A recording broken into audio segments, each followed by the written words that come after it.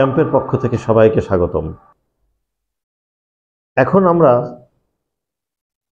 Garments শিল্পের আর একটা challenge নিয়ে আলোচনা করব। খুবই গুরুত্বপূর্ণ এই পয়েন্টটা, যেটা হলো রিসার্চ অ্যান্ড ডেভেলপমেন্ট, সংক্ষেপে আমরা বলি R&D।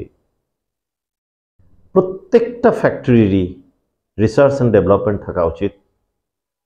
কিন্তু দুঃখজনক হলেও সত্যি, বাংলাদেশে 6500 রেজিস্টার্ড গার্মেন্টস ফ্যাক্টরি আছে, কিন্তু খুব কম সংখ্যক কারখানাই আছে যারা নিজেরা রিসার্চ করে এবং সে অনুসারে ডেভেলপ করে। এটার জন্য কোনো বাজেটই তারা রাখার প্রয়োজন মনে করে না। অনেক বড় বড় কোম্পানি আছে, তারাও বসে থাকে, বায়ারের পক্ষ থেকে একটা ডিজাইন বা একটা স্যাম্পল আসবে, সেই স্যাম্পলটার কপি করবে, প্রাইস দিবে, তারপরে অর্ডার হবে। খুব কম সংখ্যক ফ্যাক্টরি আছে যারা বায়ারের দেয়া ডিজাইনগুলো তো ফলো করেই, তাছাড়া নিজেরাও রিসার্চ করে ডেভেলপ করে অনেকগুলো স্টাইল, অনেকগুলো ফেব্রিক, মানে ডিফারেন্ট টাইপের ফেব্রিক দিয়ে ডিফারেন্ট টাইপের ওয়াশ করে ডিফারেন্ট গার্মেন্ট তৈরি করে তারাও প্রতি সিজনে গার্মেন্টসদের বায়ারদের কাছে প্লেস করে যে এই জিনিসগুলো আমাদের ডেভেলপ করা। অনেক ক্ষেত্রেই দেখা গেছে বিদেশি অনেক বায়াররা আমাদের তৈরিকৃত বা আমাদের ডিজাইন করা কিছু কিছু স্টাইল খুবই পছন্দ করেন এবং অর্ডার প্লেস করেন। পার্থক্যটা হলো, বায়ারের দেয়া স্টাইলটা দিয়ে আমরা যখন কপি করি, ওই স্টাইলটা বাংলাদেশ সহ বিশ্বের আরও কয়েকটি দেশে থাকে।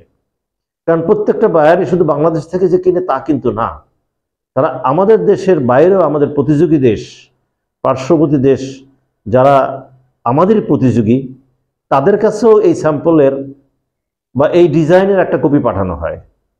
ফলে যে প্রাইসটা বায়ারের কাছে যায়, সেটা প্রত্যেকটা দেশ থেকে বা প্রত্যেকটা ম্যানুফ্যাকচারারের কাছ থেকে যাওয়ার পরে তারা খুব সহজেই কম্পেয়ার করতে পারে এবং আমাদের উপর প্রেশার ক্রিয়েট করতে পারে দাম কমানোর জন্য বা অন্যান্য অনেক ব্যাপারেই। কিন্তু ওই ডিজাইনটা যদি আমাদের ডেভেলপ করা হয়, তাহলে স্বভাবতই খুব কম সংখ্যক বারই দেখা গেছে যে একই টাইপের ডিজাইন আরও কোনো ফ্যাক্টরি থেকেও অথবা অন্য কোনো দেশ থেকে বায়ারের কাছে পেয়েছে। ফলে ব্যাপারটা এমন হলো যে যদি আমাদের প্রস্তুতকৃত বা আমাদের ডেভেলপ করা ডিজাইনটা আমরা কাস্টমারকে দিতে পারি, সেই ক্ষেত্রে আমরা প্রাইস বেনিফিট নিতে পারি।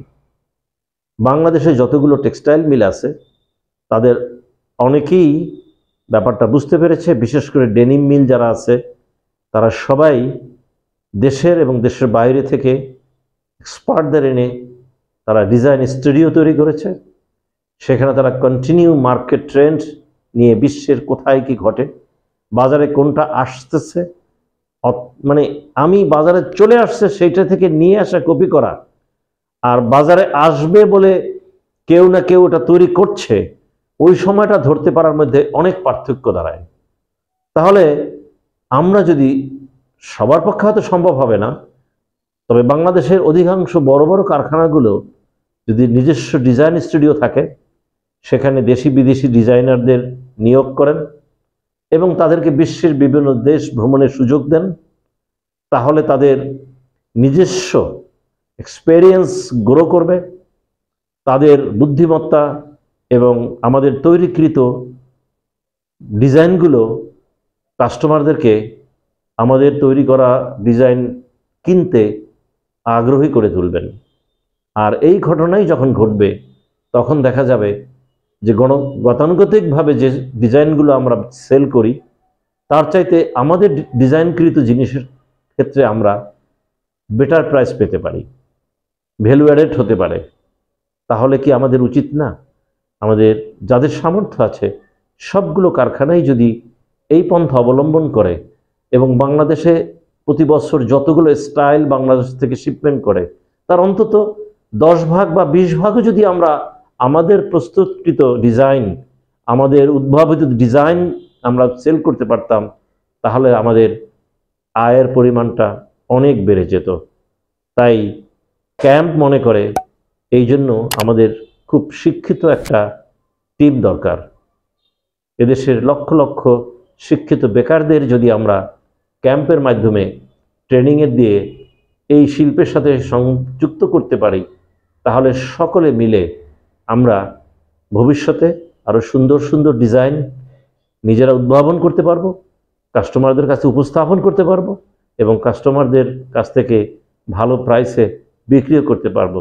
তাই আসুন আমরা সবাই মিলে ক্যাম্পের মাধ্যমে প্রশিক্ষণ গ্রহণ করি এবং দেশ থেকে এই চ্যালেঞ্জকে মোকাবেলার জন্য নিজেদেরকে প্রস্তুত করি। ধন্যবাদ সবাইকে।